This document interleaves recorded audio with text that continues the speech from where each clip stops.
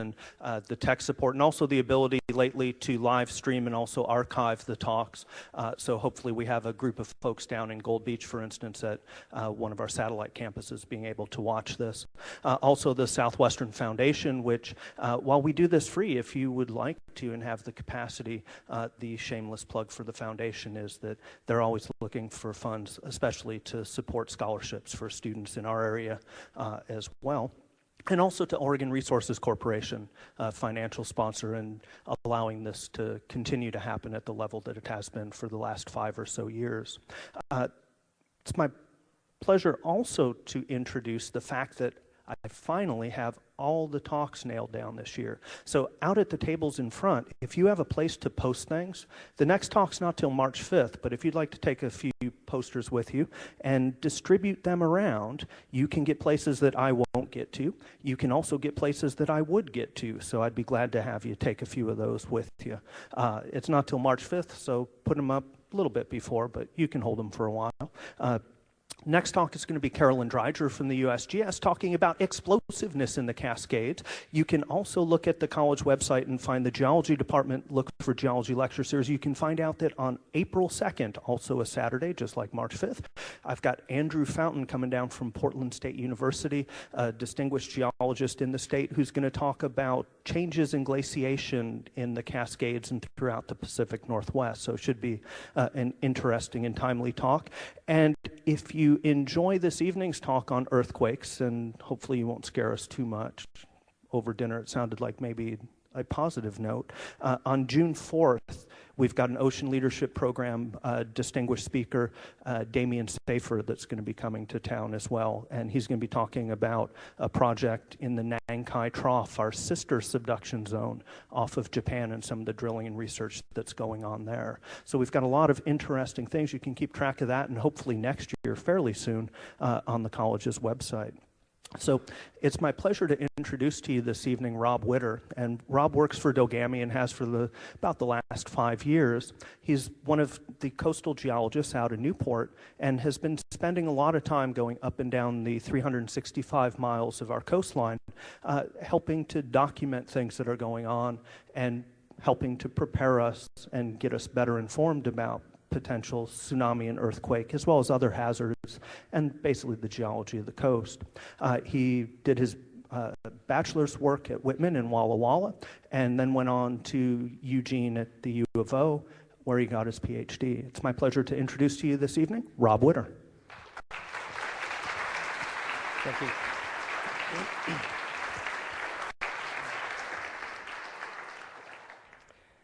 Thanks, Ron. And I want to thank the college for inviting me down here to give this lecture. And I'm really happy to see you all here. Thank you for coming out tonight. Let me get my presentation started. Let me see. Okay. Last spring, I was invited to join a team of geotechnical engineers and geologists to visit the area impacted by the February 2010 Chile earthquake. The team was the Geoengineering Extreme Events Reconnaissance Team called GEAR, sponsored by the National Science Foundation and led by Jonathan Bray of University of California at Berkeley. And the purpose of this team was to collect reconnaissance data and observations that would disappear. So the important thing was to visit shortly after the earthquake and tsunami and collect what we call perishable data. Information on how much ground settlement occurred, how much liquefaction occurred, what the tsunami damage was before recovery efforts and road repair and other recovery erased that evidence. So in March, 2 weeks after the earthquake, which was a magnitude 8.8 on February 27th, we went down there and spent a week collecting data. And this talk summarizes some of the observations we made there and brings home some lessons learned and implications for Oregon. Chile has a remarkably dense historical record of earthquakes. Not only did they just have a really, really big earthquake, But they've had as many as 7 earthquakes in the last 175 years. And I'll tell you a little bit more about that. But this diagram right here is a picture of a cathedral in Concepcion that was destroyed by an earthquake in 1835. This was a sketch done by John Clements Wickham, a lieutenant under the command of Robert Fitzroy of the Beagle. This is the same HMS Beagle that Darwin took on his voyage around South America. And at the time of the earthquake, Darwin was in Valdivia in southern Chile studying the geology of the area. And I wanted to share with you a passage from Darwin and the Barnacle, a book by Rebecca Stott, that really tells us something about what Darwin learned from that experience and from his witnessing of the 1835 earthquake. Okay, so Darwin had felt this earthquake, but he was 200 miles away down in Valdivia, and the earthquake occurred in Concepcion. But he felt this and later found out that the earthquake had raised the beach by 10 feet above the high water mark, leaving mussels and shellfish drowned in the air. Well, in February, he was down in the south. He'd rowed inland in southern Chile to see an oyster bed, out of which large forest trees were growing at an elevation of 350 feet. Now he knew how such raised beaches had been created. He'd seen it happen. So this experience of the 1835 earthquake and how it had uplifted mussel beds out of the ocean, and then his mapping of the geology in southern Chile all clicked, and a light bulb went off in his head, and he realized that it was the earthquake process that was creating these uplifted oyster beds that he observed. These lessons that he learned, we still use today in our understanding of earthquakes, especially our understanding of our own Cascadia subduction zone. 175 years later, the same thing happens in Concepcion. 175 days to the month. In 1835, the earthquake occurred on February 20th. It was a magnitude 8.5 from historical estimates. Last February, 7 days later from the anniversary of the 1835 earthquake, a magnitude 8.8 caused damage like this. Now, this is one of the most extreme photos. Actually, buildings and Chile's infrastructure performed pretty well. But this is the 15-story Alto Rio condominium complex in downtown Concepcion that failed because of a load-bearing wall in the lower floors gave out and the whole building toppled. Well, we know much about the historical record of earthquakes in Chile. They have them all the time. But what can the geologic record of great earthquakes in Chile tell us? Like the Pacific Northwest, Chile has abundant geological evidence of these great temblors and the ensuing tsunamis that they produce. Along cut banks, like this river cut bank here, and in shallow pits excavated into floodplains along the coast, buried soils attest to the sudden lowering of the land during the earthquake, which brings supertidal areas below tide. So areas that were high marshes or pasture lands are submerged below tide, and then they're recorded in the geology.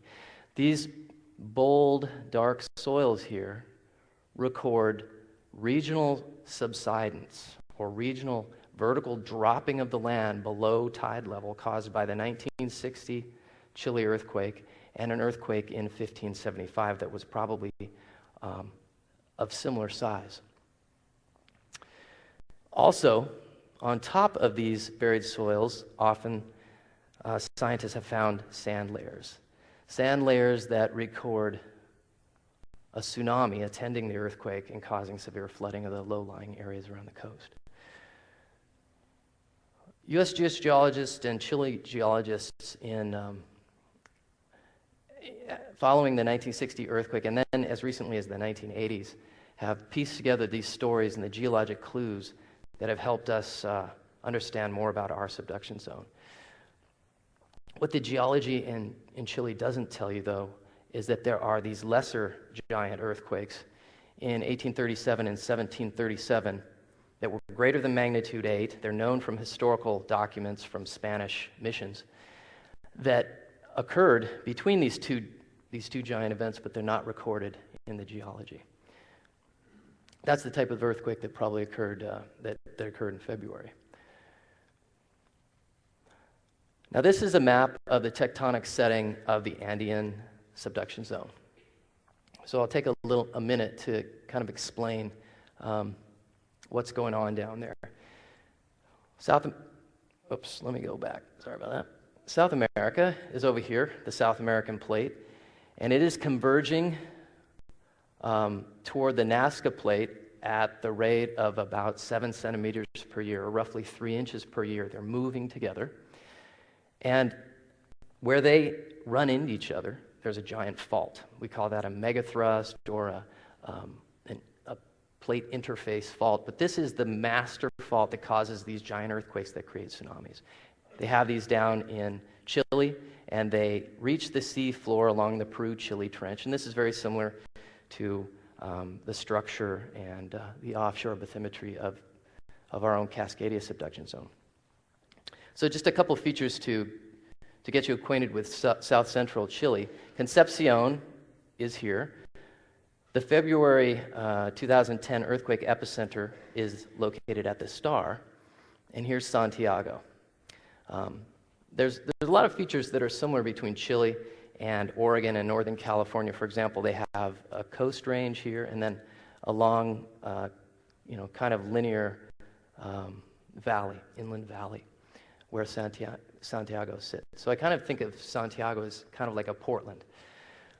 And Concepcion might be kind of like Cuspe. All right. Now, the story I really want to tell here with this slide, it's an animation, and I'll probably talk really fast after I click it off, but I just want you guys to reflect on the experience of a person who lives in Chile who's witnessing these events and how they experience and feel about earthquakes, and compare it to your own experience. What I'm going to show you is a history of 7 earthquakes that have happened in the last 175 years. And it starts off with an earthquake in 1835 that was witnessed by Darwin and the people in the Beagle. Then there was one in 1906, another one in 1928, a magnitude 8 something, then one in 1943, that was a 7.9, and then the biggest instrumentally recorded earthquake in the world was in 1960, a 9.5. Oh yeah, and there was 1985 that did a lot of damage in Valdivia, and we just had one. This is an amazing record. That's one every 25 years on average. So if you're a person of my age, I was born in 1968, if I lived in Chile, I would have witnessed and experienced 2 earthquakes bigger than probably anybody in this room has experienced. Has anyone in this room experienced anything as large as a magnitude 8? So we do have some people who know this kind of shaking. It's very intense. It lasts for minutes, creates tsunamis. These are giant earthquakes.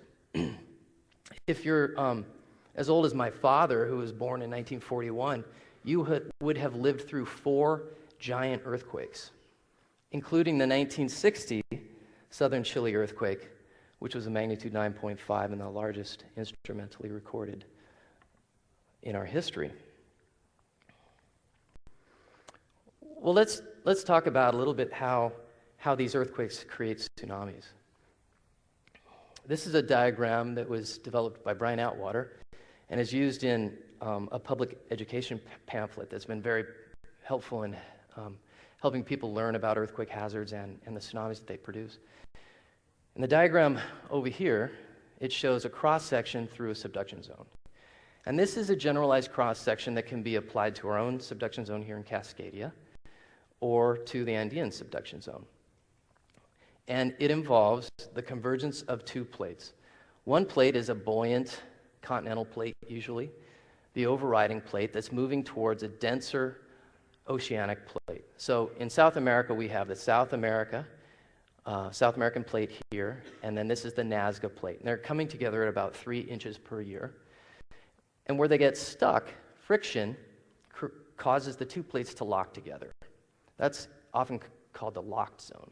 And that's the place that's going to slip in the earthquake. Well, as these two plates continue to move against each other and converge, that locked plate boundary causes deformation of the overlying plate. In Oregon, the place that goes up, that's pushed up and buckled upwards by this strain, is along the coast.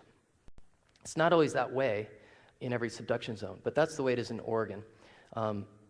In parts of Chile, the coastline actually goes down in the periods between earthquakes. Out here in the seafloor, where it's stuck together, the subducting plate is actually dragging the tip of the continent, the leading edge of the continent, as they say, downward as it drags down into the earth. Well, once the stresses get so great enough that they exceed the strength of the fault material along this interface, the whole thing rips loose, and it creates an earthquake. And that earthquake, seismologists and geophysicists model these things in terms of springs. They're elastic. So what went up springs back downward suddenly. So what went up along the coast suddenly drops, perhaps on the order of several feet, and the leading edge of the continent is released, and it lurches seaward and lifts upward, raising the overlying body of water and creating a tsunami. Okay, this is the data that I had with me and took with me into Chile. And I forgot to mention this at the start, but my objective, my particular objective of the reconnaissance team was to collect information on the vertical deformation caused by the earthquake along the coast. And my job was to visit coastal sites and use evidence of, try to look at shellfish or other evidence of vegetation that may be drowned or raised up out of seawater to make estimates of how much the earthquake lifted up the coast and how much it may have dropped down. So we wanted to start with at least some geophysical data, some models on what would be expected. So this diagram shows you what we were starting with. On the left is a map. Okay, this is South America. This is the coastline. Here's the Peru-Chile Trench right here. And there's the earthquake epicenter. Here's Concepcion. The colors in this map show the amount of slip on the fault plane. So by slip, what I mean is the amount in terms of distance that South America lurched over the Nazca Plate during the earthquake. The areas where you see they're really hot, these hot spots, are the areas where the highest slip occurred based on inversions of seismic data by Gavin Hayes of the USGS. So 15 meters of slip was about the most that they saw. And so 15 meters of slip, that's somewhere between 30 to 40 feet where South America actually lurched over the oceanic plate down there. It's a huge amount. Well, my colleague Kellen Wong took this data and he made a model that predicts how the surface of the Earth would change. And that's the important thing that causes, it's the surface change, the surface deformation of the Earth and the sea floor in particular that causes tsunamis. So my job, again, was to go out and check to see if Kellen's model was right. And let me explain what he did. Okay, again, here's Concepcion, here's the coastline. The hot spots in Kellen's map here show areas in the sea floor that went up. These are places in the sea floor that lifted up during the earthquake as much as 3 meters. Those are the hot spots, the big orange blobs there. 3 meters, so we're talking about 9 to 10 feet of uplift of the sea floor. This is what raises the column of overlying seawater and causes a tsunami. The areas that are cool, the blues and the purples, are areas that went down, caused by the earthquake. We call this subsidence. The two regions areas that went up versus the areas that went down are divided by what we call a hinge line, or a line where little to no vertical change in the land level has occurred. So my job was to go visit these sites along the 500-kilometer long coastline, that's about 300 miles of the coast, and test this model to see, did it go up here, did it go down here, did it go up down here as the model predicted. And I'll show you some of the observations that we made. But first, this is the answer. This is data showing what went up and what went down. It was published in Science magazine in late 2010 by a group of Chilean researchers. And they were at the same time that we were out there collecting data, and this is what they found, and it generally reflects well the model that I showed you earlier.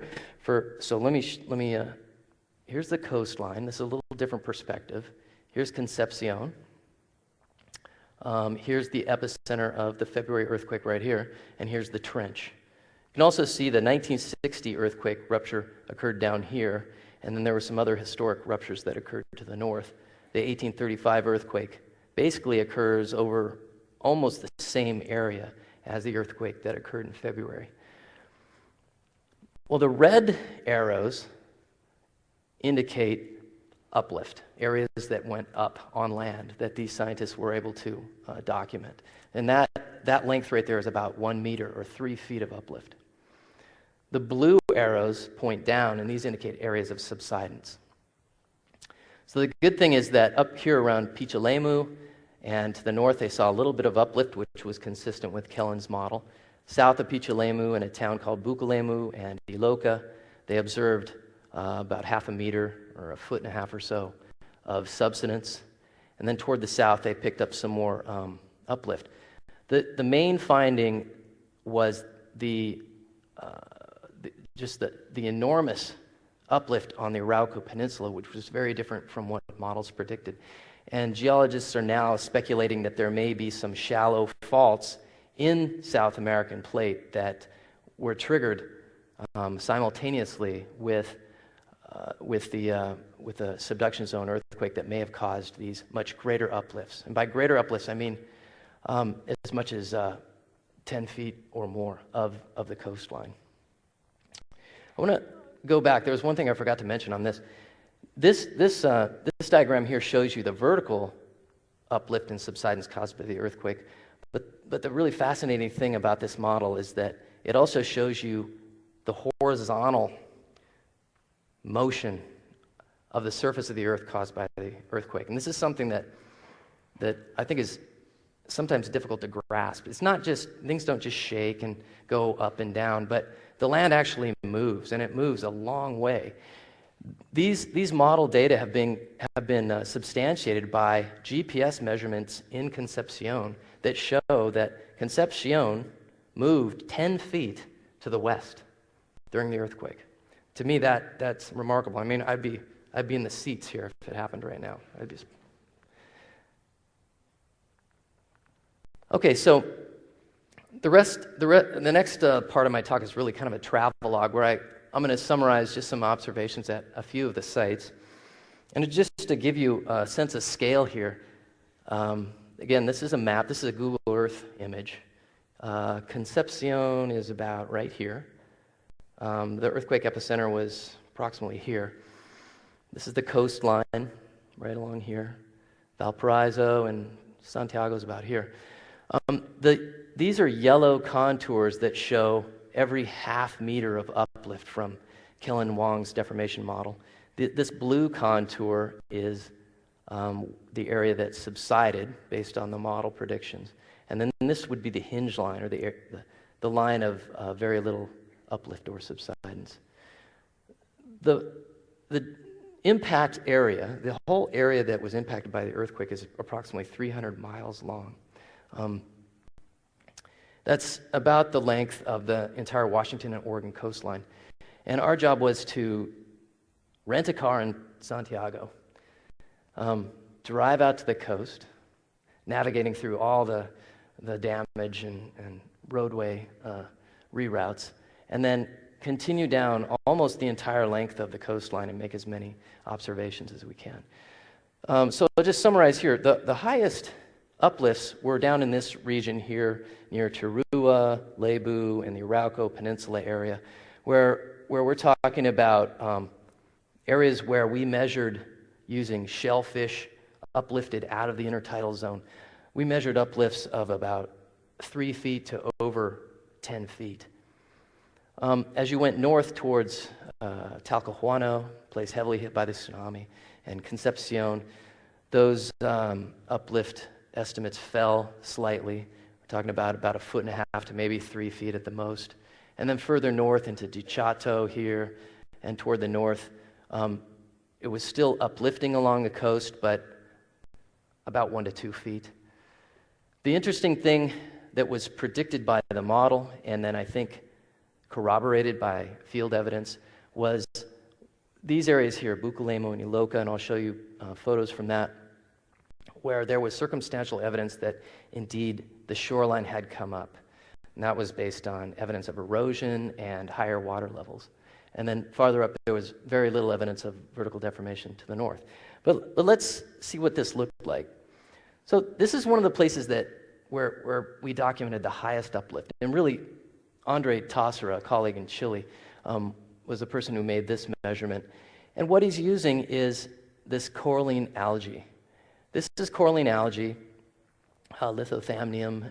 It usually lives at about mean lower low water.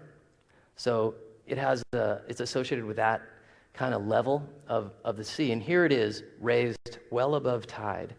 And this is, within a couple weeks after the earthquake, and it's already dying and being bleached by the sun.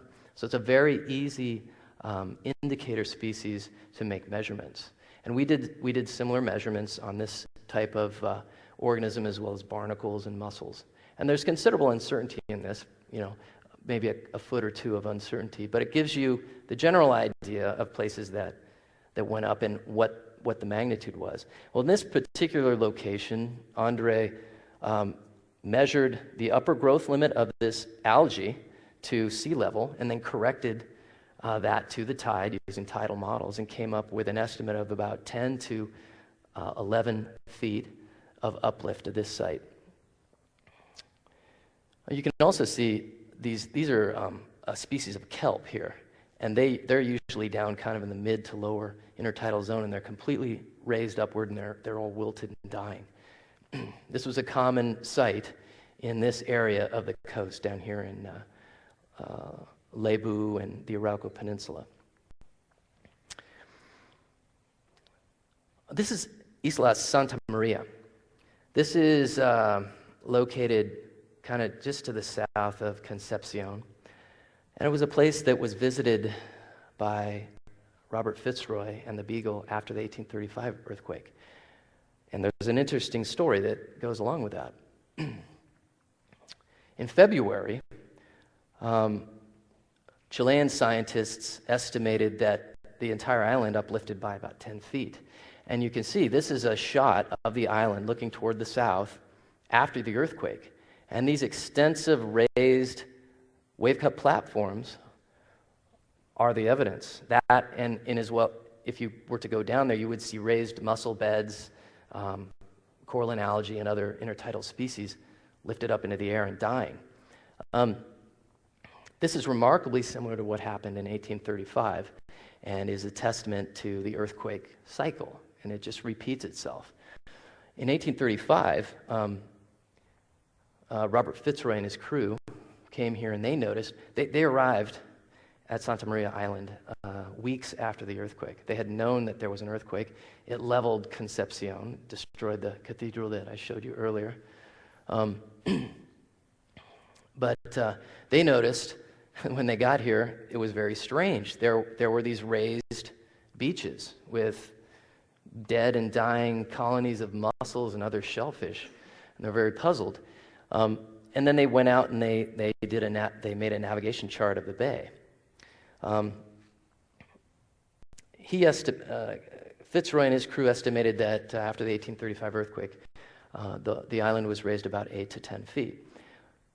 Well, what's more to this story is that USGS scientists and their Chilean colleagues have analyzed historical maps and historical navigation charts, and also use GPS data from the island to document what happened to the island in between earthquakes. So remember I showed you that in between earthquakes, the upper plate, the continent, buckles and either goes up or goes down. This island actually goes down. GPS measurements estimate that it's going down at a rate of about 3/8 of an inch per year. And that's corroborated by historical data of maps, eyewitness reports, and others who show and document that in 1835, these once expansive, tidally exposed platforms gradually were submerged. Erosion by rising sea level gradually started working the shoreline back. Over here, there were some houses that were eventually submerged, and people had to abandon them. And even the navigation charts have changed since that time. The USGS went out and did soundings with boats in here and showed that the bay had actually increased in depth. So this, again, is evidence of this earthquake cycle at work. And not only is it subsiding between earthquakes, only to be jerked back up violently during a big magnitude 8.8, but in between earthquakes, it's also getting shoved inland at the rate of about 1.5 inches a year. So remember, Concepcion lurched back seaward about 10 feet, and this island probably did the same thing. Okay, now we're going to jump to really far north at Iloka, and this is one of the places where I say we have circumstantial evidence of subsidence. And this picture really doesn't do it justice, but I'll just describe what we saw. This is a pasture, kind of a floodplain on the Rio Mataquito, near the town of Iloka. These pasture areas are usually high and dry, and this is the summer. This is the end of the summer, in the Chilean summer. We visited in March and took this photo. And these are ocean waves that are lapping up against usually supertidal grassland. So this looked very unusual to us and suggested to us that this place may have subsided, maybe by 1 foot or 2. Well, I think what is even more impressive is the damage that potentially the subsidence did, as well as the tsunami. And let me explain these two images. So these are Google Earth images from before the 2010 earthquake and after the earthquake. So the before earthquake is up top. Unfortunately, there's a splice of two images, so it's kind of dark. But I was standing about here when I took that last photo, looking toward the south. North is to your left. This is an image from September 2009, so kind of in the winter months of Chile, or late winter. Here's a large barrier spit, a lot like spits in Oregon, that's protecting the entrance to Rio Mataquito, this river right here. You can see that it's intact. It's a pretty beefy spit, and it's handling these waves quite well.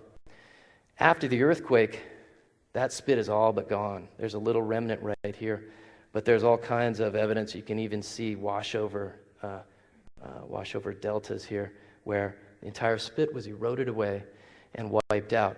Now, this is probably due to a combination both of subsidence of the coastline, allowing sea level to rise and wave action to eat away at that spit, as well as probably the erosion related to the tsunami. This is a really important take-home for us here in Oregon, because what we expect to happen in the next earthquake in Cascadia is that the coastline's going to drop. It may drop about 1 foot, it may drop several feet, but the entire shoreline is likely to change. It will have decades of erosion, much like this erosion, to contend with. Another site where we think we have evidence for subsidence is in Bucalemo, a tiny little resort town in the northern part of the rupture area right here. And you know, it's remarkable what you can find on the web, because we were trying to find postcards or ask anybody for a before picture of this town. We couldn't find one, so I went on Google Earth and I found a picture from Panoramio website This was taken in 2007. And it shows, this idyllic beach resort town, Bucalemo. It's really a village. I mean, it's tiny. But they have these interesting landmarks. Here's San Pedro, patron saint of fishermen, and here's a little bridge here, a white bridge.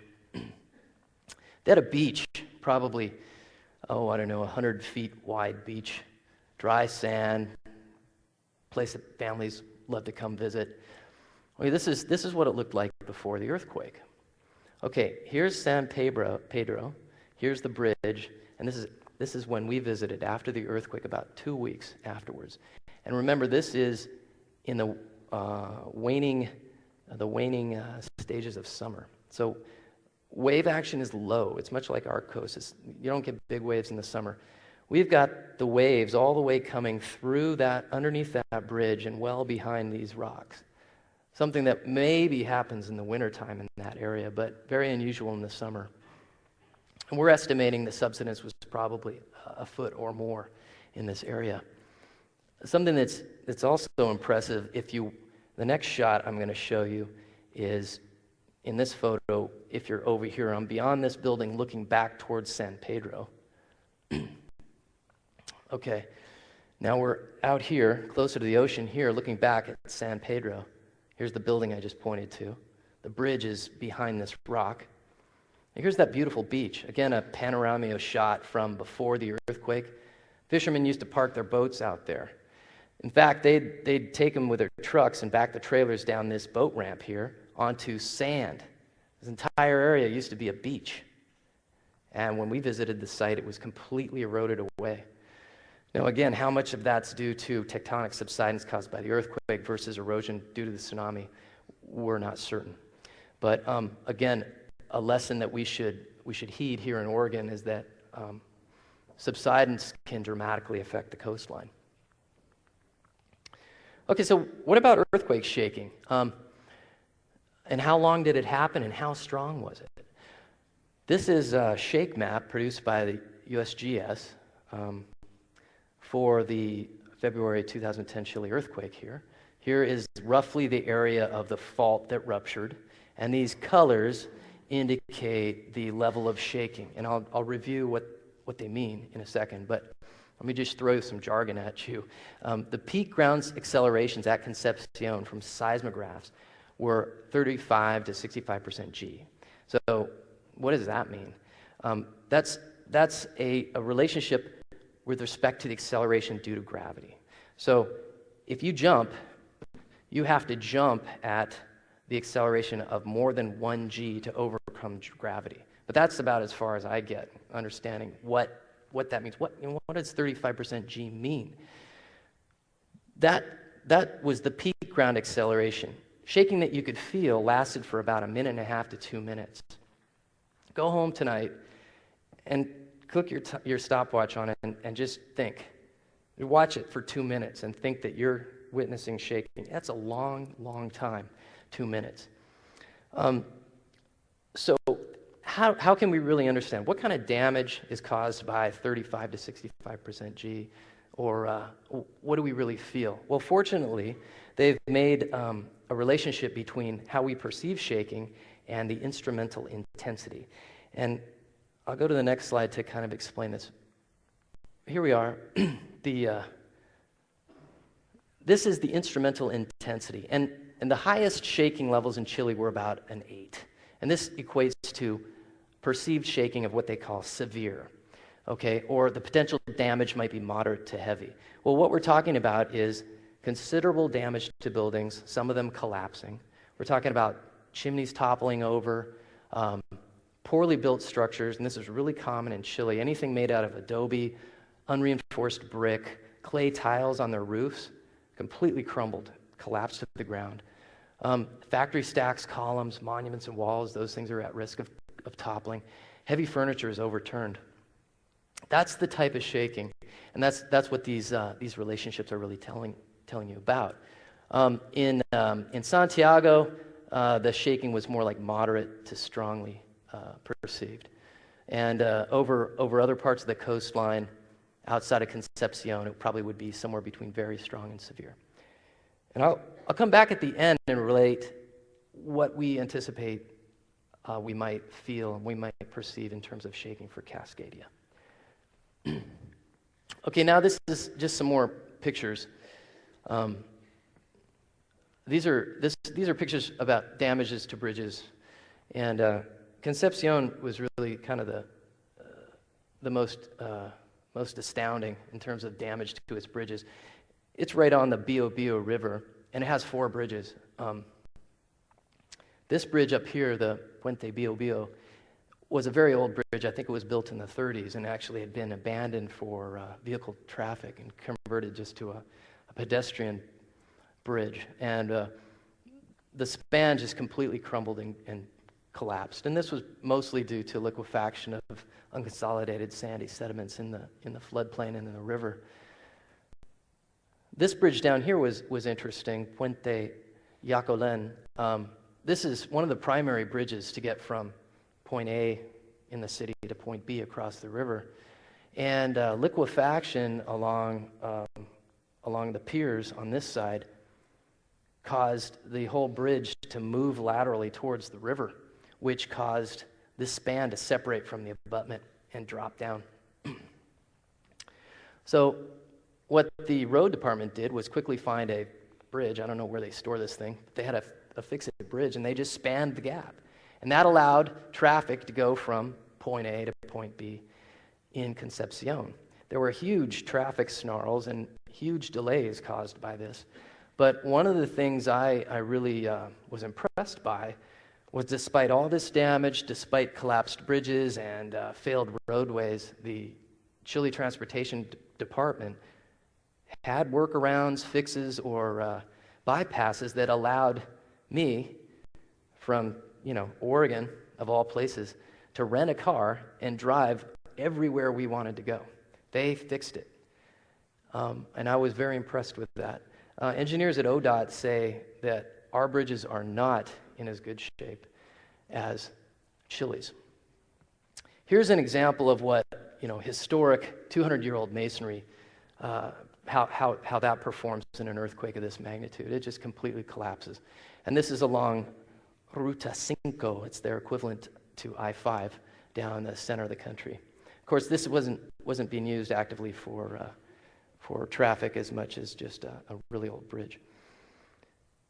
Here's another example of a nuisance sort of failure. Very typical. Almost every bridge we came to in an alluvial floodplain along a river had this step. There was a big vertical gap between the abutment here and the main bridge span. And this is caused by settlement, possibly liquefaction of this part of the bridge here. And the fix, the transportation department would just go out there with a dump truck and pour gravel, and we're on our way. This was very common everywhere, and this was a very efficient fix. Here's another case that wasn't easily fixed, ground failure along Ruta 160. And this is just a shallow slumping of the road fill right here. This is in the town of Lota, which is south of Concepcion. Liquefaction is something that's a big problem caused by these earthquakes. When earthquakes shake, it causes cohesionless material, saturated sandy materials, to completely lose their strength, and they fail. They completely fail for whatever they're bearing. They have bearing failure that allows the upper part to basically collapse and translate. In this case, there's a seawall out here, and the underlying materials liquefied, allowing this port facility in Puerto Coronel to move laterally towards the ocean. Liquefaction also occurred inland. One part of the more rugged part of the coast that we were driving through, we had to reroute inland over the coast range, and we went by this beautiful interior lake. It's kind of a resort area. People have summer homes there and things, as you can see down here.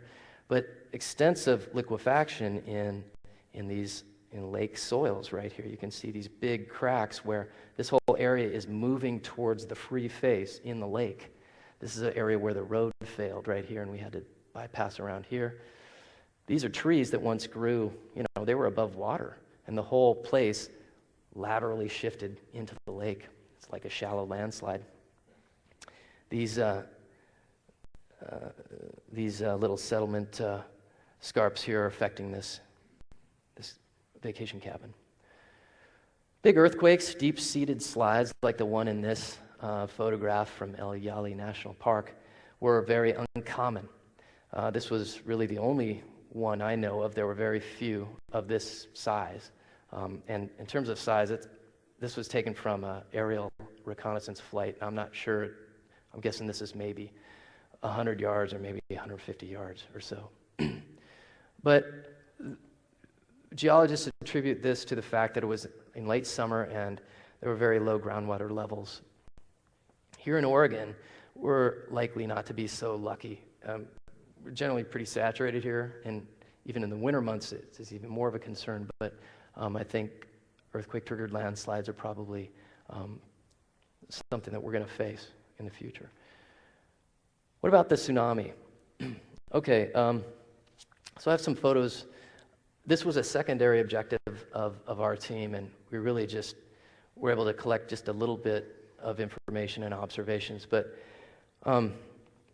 in this town, Dichado, which was really heavily hit, the first wave arrived in about 25 minutes. The earthquake occurred at 3:34 in the morning, so it woke people out of bed, and about 25 minutes later, the waves were rolling, and the highest waves were about 12 to 31 feet in this area.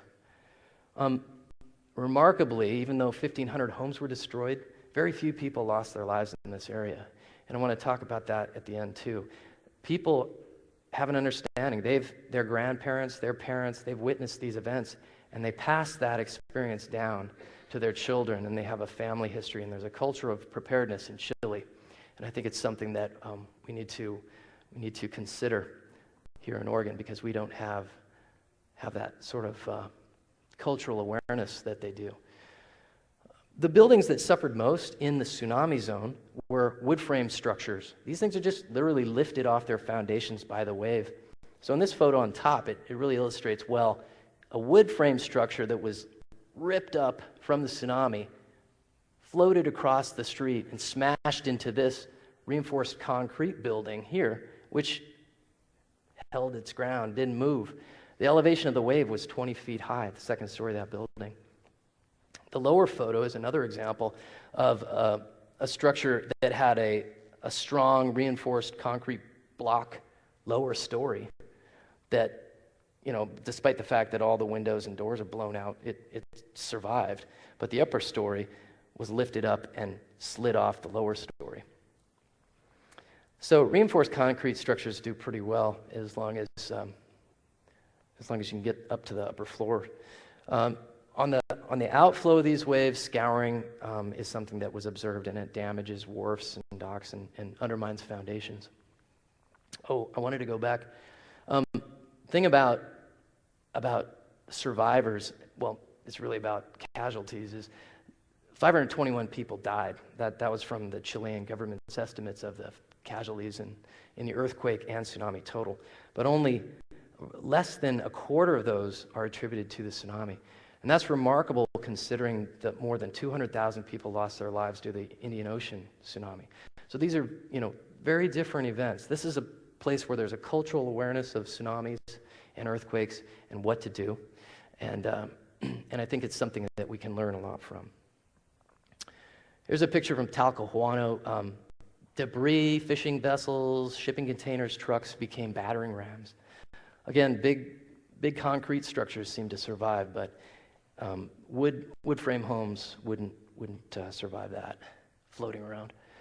Another shot at Talcahuano. We walked through the town, and we would find watermarks on buildings like this one here that indicated the tsunami flow depth, in this case about 2 feet. Here's a watermark you can make out right along there that we're measuring, about 5.2 feet in downtown Talcahuano, one of the areas that was hardest hit. I mean, there was a boat about where you guys are, up the street. In these before and after shots here's a road, here's the shoreline here. This is before the earthquake and tsunami. The tsunami caused huge scouring here in these little outwash fans of sand, damaged the road in this area, and caused quite a bit of scouring erosion along the road here. Some of the smaller coastal villages like Peihui and other places, particularly in low-lying river areas, just got completely wiped out, and it was hard to watch, hard to see. Constitucion was an area that was very heavily hit. These are watermarks on a building right next to the Malay River that evidence water flow depths of about 6.5 feet. And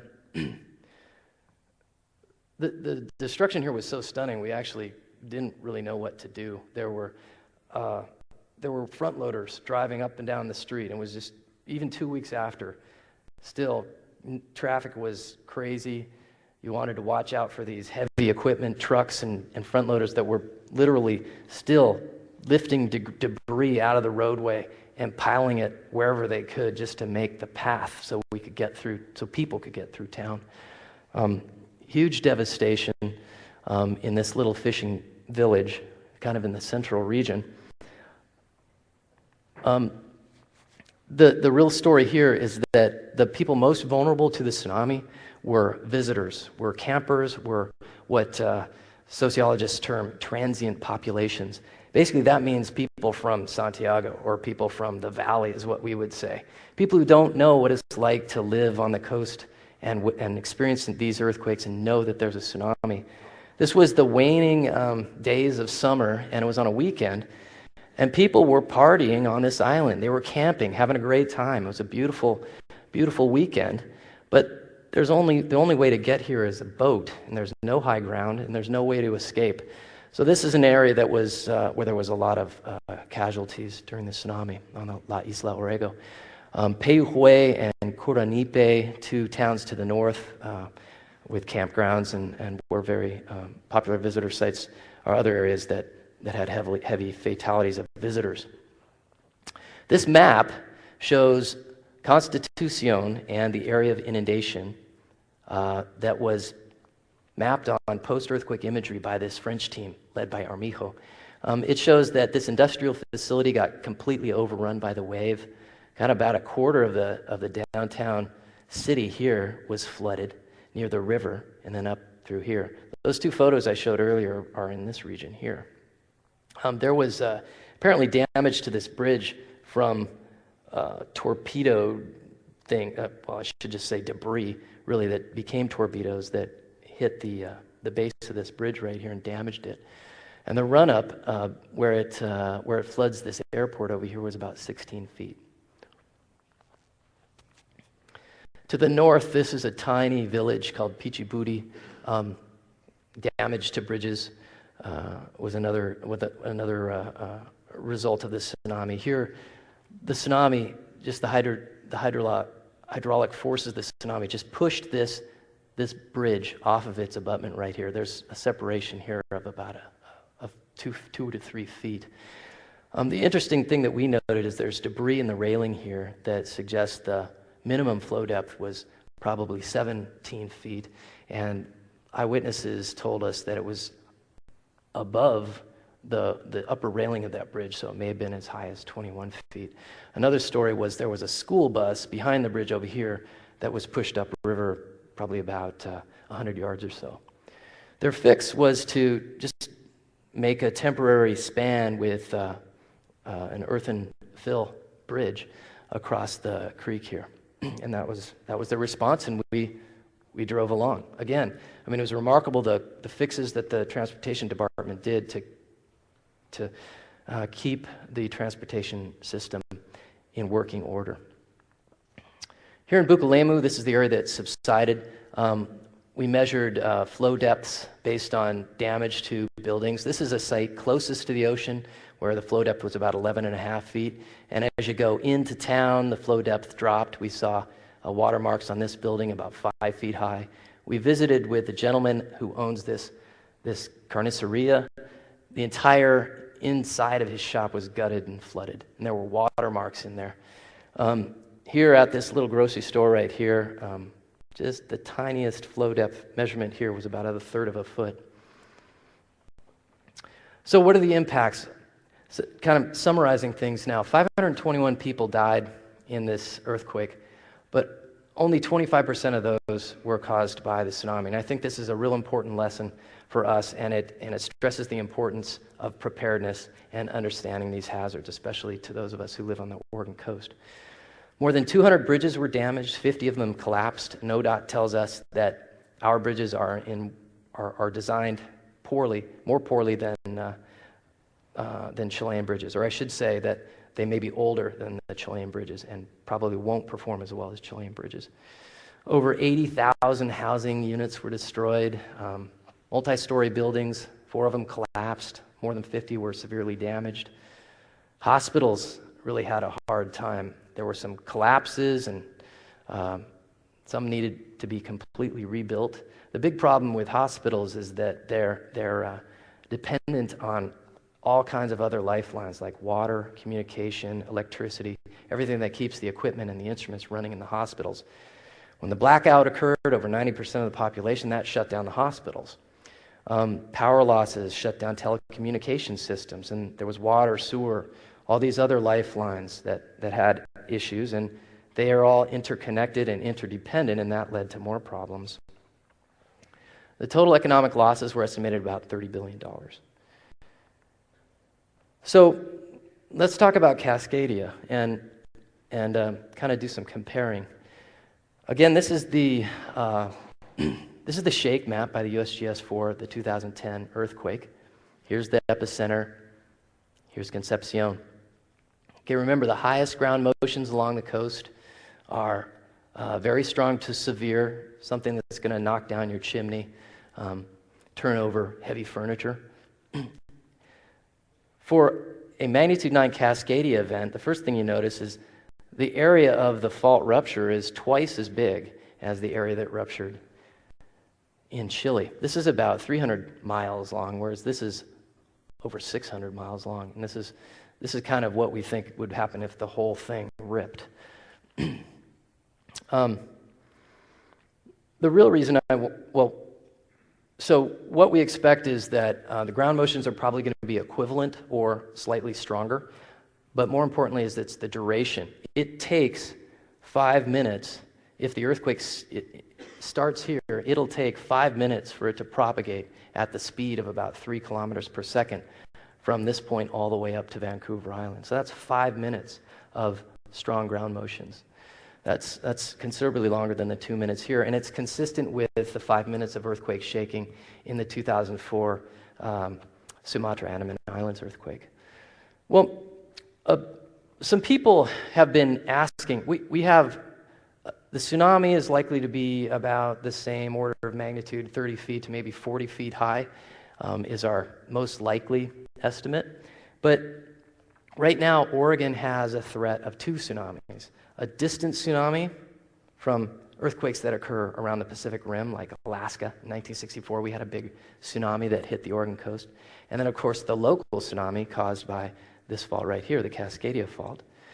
But now the National Weather Service and people who live in southern Washington and northern Oregon are concerned about what if an earthquake about this size occurs on the southern part of the fault. And this isn't just a wild idea. This is a hypothetical earthquake scenario that is supported by new science out of Oregon State University by Chris Goldfinger that suggests that more great earthquakes have occurred down here in southern Oregon, but about half of them ruptured just the southern part of the subduction zone. The other half ruptured the whole way. This is based on studies of deep-sea marine cores that show these submarine turbidites that were, these are submarine landslides that were triggered and released by the earthquake shaking. Well, so the new threat, the new concern is, how will people up here know if there's an earthquake down here that a tsunami is approaching? Will they feel the shaking? Will they know that there's been an earthquake so that they know to run to high ground? Well, here's Valdivia, and we know that Darwin was in Valdivia at the time of the 1835 earthquake. And seaside is roughly the same distance, so maybe it's 150 to 200 miles. Another thing I want to point out is that based on this shake map, the shaking that was felt in Valdivia is somewhere around the moderate range. It's in this green range here, which is it's 4 to 10. It's about 5 to 10 G, and this is something that's felt by nearly all people, indoors and outdoors. So I just want to share what I tell people now. Will we feel the shaking if you're in northern Oregon, if there's an earthquake offshore southern Oregon, like right here? Would you feel the shaking? And I say most definitely you will. And this is kind of the description that I allude to from Darwin's experience in Valdivia, Chile in 1835. And he said, this was his sensation: I was on shore and lying down in the wood to rest myself, and it came upon suddenly and lasted 2 minutes, but appeared much longer. The rocking was most sensible. The undulation appeared both to me and my servant to travel from due east. There was no difficulty in standing upright, but the motion made me giddy. I can compare it to skating on very thin ice or the motion of a ship in a little cross ripple. Okay, so to conclude, is the Chile earthquake Oregon's earthquake? Because we have a longer fault line here that we expect may rupture in its entire length, the impacts of a magnitude 9 Cascadia earthquake could be worse. It likely would produce the equivalent ground motions or perhaps higher ground motions, and it probably would produce higher tsunami waves, possibly as high as 40 feet. Chile's coast went up in many areas. In fact, the highest areas were uplifted about 10 feet. Most of Oregon's coast will go down. Ports and harbors are going to suffer. The entire coastline will change because of the erosion ensuing in the years and decades after the event. Where Chile's earthquake is most similar is the hypothetical case where we may have an earthquake on the southern part of the subduction zone offshore southern Oregon and northern California. Lessons learned. Chileans have lived through centuries of these earthquakes. There are Spanish records from missions that record these earthquakes going back well into the 1700s and beyond. So Chileans have a cultural knowledge. They've passed this information down and this experience down from generation to generation. And when I asked a policeman in Bukulemu, when I visited there, and I asked him, what happened? Did people know what to do? And the policeman, matter-of-factly, said, well, of course, everyone knows to run to high ground in the case of an earthquake. And there were very few casualties among people who lived there, the residents, the people who knew what to do. It was campers and visitors that had a tough time. And Chile, and as far as I know, Oregon, does not have a specific program to educate visitors or people from out of the area about tsunami hazards. The remarkable thing, I think this is a real positive thing, is that only less than a quarter of the fatalities were caused by the tsunami. That means that these big waves are survivable. You can outrun these things if you know what to do. And it's been shown in Chile, as long as you're prepared and you know what to do, you can get away. Big thing that I don't think people realize is that our coastline is going to change dramatically. And there's geologic evidence that attests to this. Every time an earthquake has happened in the last many thousands of years, our estuaries suddenly grow bigger because the entire coast is dropped and sea level rises.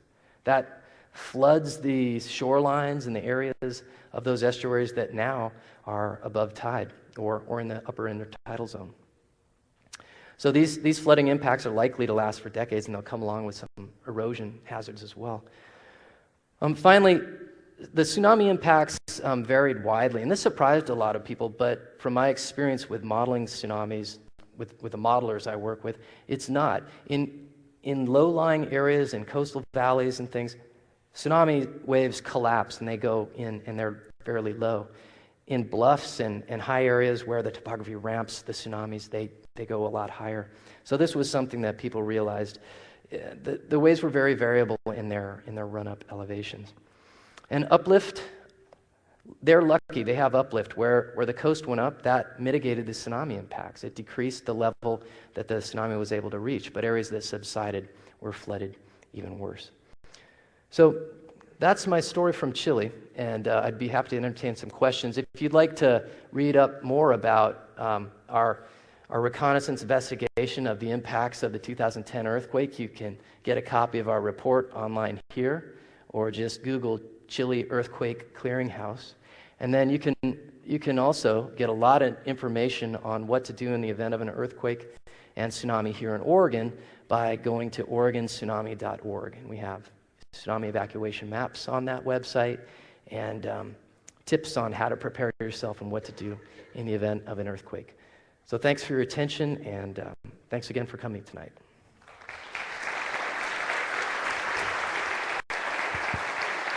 Okay, so what I'd like to do is just to have you pause for a brief moment. Let's take 3 or 4 questions. You're going to have to use the microphone. So there's a microphone over there. There's one here. But first thing I'd also like to note is that there's some sign-up sheets out there. Please, on your way out, if you didn't on the way in, sign in. It's the way we justify these things. I've got a IRIS earthquake speaker set up for next year. They want 200 people if they send somebody, and they pay their way.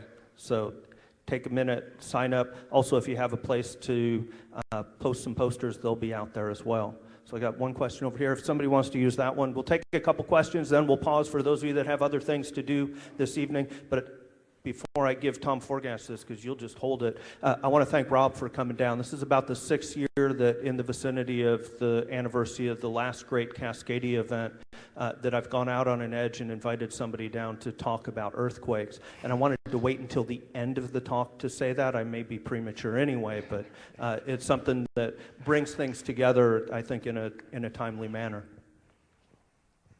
The Gorda Plate southern edge has been historically the fastest moving piece of property in Oregon. Is that still the case? I missed the last part of that. The Gorda Plate is the fastest. What? Was the fastest moving piece of property in the state of Oregon. Is that still the case? The Gorda Plate's quite a ways offshore. It's converging. Yeah. Cape Blanco, though, is the piece we're talking about. Cape Blanco is uplifting at Yes. probably the highest rate in the state of Oregon. It's going up at about 4 millimeters per year, going up. It's also moving inland. I don't know what that estimate is, but they have pretty good estimates on the vertical uplift from repeated surveys of benchmarks along the highway system that are tied to tidal gauges. Yeah, but that's true, yeah. Were you aware that there was a raise in the tide tables during the time frame about the same time that the earthquake was getting ready to occur in Chile? I wasn't aware of that. If you're referring to the tsunami, the Chilean tsunami did propagate across the entire Pacific Ocean basin. It was slightly smaller than forecasted by the National Weather Service, and when it reached Oregon, it was not that big. It did cause quite strong currents in ports and harbors in Southern California, and perhaps in Crescent City. I can't remember. I don't think it was as damaging in Crescent City as the 2007 Kuril Islands tsunami that caused quite a bit of damage, I think in the millions of dollars to the Crescent City harbor. Wasn't too much of a raise, about a 3 to 5 foot raise from what I could see from the observation that I made. Uh-huh. Good. Well, seeing a propensity of individuals running for microphones, I'd like to take a second to thank you all for coming out this evening. If you still have some additional questions, I know Rob would be glad to answer them individually or as small groups. So thank you all again. Hopefully you get... Thank you.